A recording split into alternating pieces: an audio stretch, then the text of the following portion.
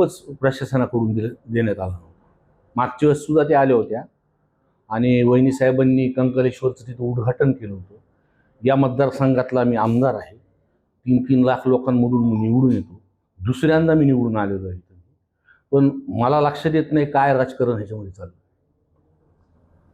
असं का वाटतं की तुम्हाला आमंत्रण देण्यामध्ये काय षडयंत्र असावं? नाही, ह्याच्यात पूर्ण राजकारणच दिसतंय.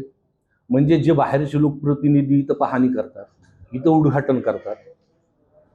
आम्ही इथं राहणार आहेत, आम्ही लोकांमध्ये इथं वावरतो. कधी आमची सुद्धा विकास कामामध्ये मत घेतली पाहिजे. DPDC असेल, प्रत्येक लोकनिहाय पैसे मागच्या वेळेस सुद्धा लोकनिहाय येतात, पण आमच्या पण त्याच्यामध्ये काहीतरी शिफारस असतात. वारंवार आम्ही ह्या संदर्भातलं बोललो. मागच्या सुद्धा अजितदादांच्या DPDC मध्ये काही बोगस बिलं काढण्यात आली, त्याची तक्रार सुद्धा आम्ही कलेक्टर आणि CO कडे केली होती. तिथं सुद्धा काही केलं नाही. दरवेळेस एक गदारोळ होते वाटा देण्यावर. विरोधी बाकावर आहे म्हणून तुम्हाला तुमचा वाटा कमी मिळतो. हे बघा, आम्ही काय स्वतःच्या कामासाठी तिथं निधी मागत नाही. अजितदादांच्या काळात जे शब्द दिले होते, अजितदादांनी भाषणात इथं म्हणले होते आणि मी त्यांना एका ठिकाणी भेटल्यानंतर मीडियात पण बोलले होते की त्याच्या मतदारसंघात 20 दिवसाला पाणी येते. आणि इथं सुद्धा नगरपालिकेच्या अजितदादांनी शब्द दिला होता की एका दिवसामध्ये इथं पाणी आणणार. कमीत कमी ते पैसे तरी वर्ग करा ना. मी तुम्हाला म्हणतोय 15 वित्त आयोगमधून ते पैसे आपल्याकडे शिल्लक आहेत. ते पैसे जर वर्ग झाले तर 20 दिवसाचं पाणी 1 दिवसावरती. म्हणजे काय वैयक्तिक निधीसाठी मी पैसे मागत नाही. जे विकास कामं, ज्या लोकांच्या अडचणी ह्याच्यासाठी आम्ही तिथं भांडतोय. तिथं अजितदादांच्या नंतर सुनेत्रा पवारांना हे पद शपथ नाही असं म्हणत नाही, पदाचं नाही, पण तो पद त्यांनी स्वीकारलंय. आम्हाला हे माहिती आहे ते दुःखात आहेत. त्यांना जेवढं दुःख झालं तेवढं आम्हालाही दुःख झालेलं. पण अजितदादांच्या वेळेस अजितदादा पालकमंत्री असताना जे जे शब्द जे लोकांसमोर लोकांनी अजितदादा बोलले होते त्यांनी ते पाळायला पाहिजे. खाणं भरवण्याचं आता एवढं तर मला काही कळत नाही, पण त्यांचा कारभार मी आत्तापर्यंत बघितलं. त्यांचं PS आहे देशमुख आणि झरे ह्यांच्या म्हणण्यावरून सगळा कारभार तिथे चालतो. काही इतर मतदारसंघातले आमदार जे आहेत ते विरोध करायचं म्हणून बीड मतदारसंघात विकास काम कमी नसते. अहो, विरोध मी म्हणलं ना तुम्हाला, 2दा मी इथं आमदार झालोय. जिल्ह्यातले सगळे माझ्या विरोधात होते तरी लोकांनी मला निवडून दिलेलं आहे. आणि आम्ही आता ठरवलंय विकास कामाला जर अडवणूक केली तर आम्ही रस्त्यावर उतरणार. आम्ही ह्या विषयी गप्प बसणार नाही. प्रचंड नाराज दिसतंय तुम्ही सुनेत्रा पवारांवर.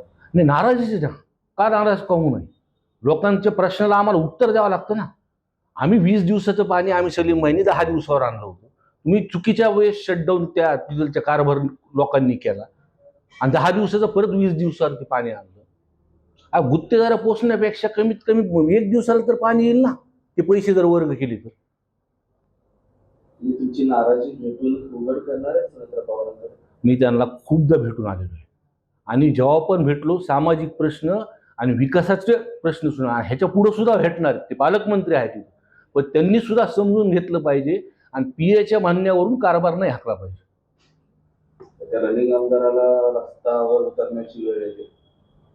हे बघा, मी तर विरोधी बाकातला आमदार आहे. सगळ्या महाराष्ट्राने बघितलं मी विरोध जर करायचं म्हणलं तर आम्ही बघतो. आणि विकास कामासंदर्भातलं विरोधी बाकावर जरी असलं, आता पाणी पुरवठ्याची योजना आहे, मुख्यमंत्री साहेबांनी देवेंद्र फडणवीस साहेबांनी ती मंजूर केलेली. हे अधिवेशनात बोलणारा मी माणूस आहे. म्हणजे प्रत्येक ठिकाणी आम्ही राजकारण करत नाही. त्यांनी ती मोठी योजना, ती 25 MLTची योजना तिथं आणली. ती योजना तयार आहे, फक्त वीज बिल जोडायचं राहिले. तुम्हाला आमंत्रण का देत नाही, पूर्णपणे राजकारण ह्याच्यामध्ये चालू आहे. राजकारण शिवाय हे नाही. म्हणून का एकदा आता दादा पालकमंत्री होते, दादांच्या वेळेसचा कारभार आम्ही बघितलाय. पंकजाताई पालकमंत्री असताना मी आमदार नव्हतो, पण त्यांच्या वेळेसचा सुद्धा आम्ही कारभार घेतलाय.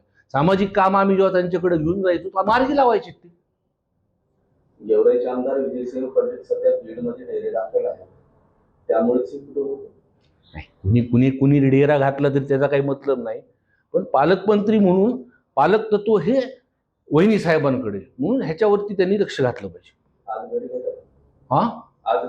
नाही, मला निमंत्रणच नाही. तुम्हाला सांगितलं मला त्याचं सुद्धा निमंत्रण नाही. अहो, हस्तक्षेप कुणी जरी केला असेल पण पालकमंत्री म्हणून त्यांनी समजून घेतलं पाहिजे. आम्ही विरोधी बाकावरचे आमदार असलो तरी आम्ही तुमचे काम केलेलं, आता दादांनी केलेले कामाचं आम्ही कौतुक केलेले. आम्ही स्वतः मी आमदार म्हणून त्यांची बॅनर लावली होती. आम्ही तुमचंही करू ना, पण तुम्ही आमच्याकडे सुद्धा मतदारसंघाची जी भावना आहे, लोकांची जी भावना आहे, त्याकडे लक्ष दिलं पाहिजे आपण.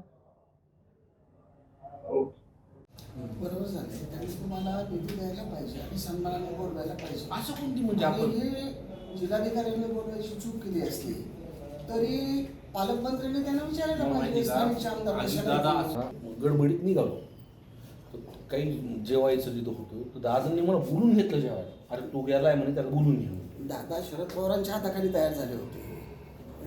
शाहू फुले आंबेडकर फरक तर जाणवला ना. पण त्यांनी तुम्हाला नाही बोलवलं कलेक्टरांनी, याचा जाब पालकमंत्र्यांनी कलेक्टरांना विचारायला पाहिजे. आणि आपण इतके दिवस कधी निमंत्रण नाही, आपण आपलं प्रोटोकॉल सगळं कधी काही बोलत नाही, पण आता हे अति व्हायला लागलं ना. अतिवाद